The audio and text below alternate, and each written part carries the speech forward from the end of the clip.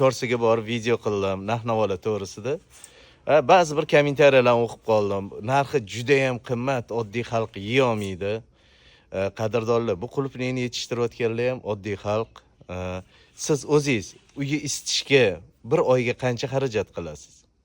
Oddiy uyni isitishga. Bu issiqxonada kilyonka, teplopoteriya katta. Mana shu qulupnaylar stressga tushib qolmasdan, hosili pishishi uchun harakat qilib, isitib, kechasi bilan uxlamay shu oddiy dehqonlar yuradi, u tepadaglar emas. O'shanda ham evlagani, haroratini usholgani hosillar oladi. Shu dehqonlarning orasida bilasizmi, qancha haroratni usholmay, namligi ko'tarilib ketib, kasalliklarga chalinib, hosilni ololmay sezonni o'tkazayotganlar bor. Bor, realna bor.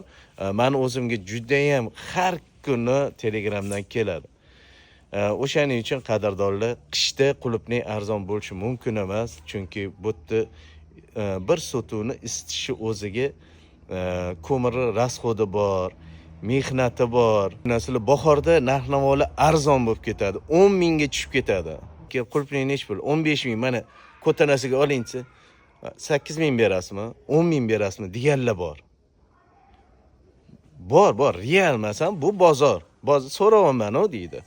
O'shaning uchun to'g'ri shuninglar. Dehqonga ham o'zi emas. O'zingizlar fikringizni izohlarda yozib qoldiringlar. Sog' bo'linglar, salomat bo'linglar.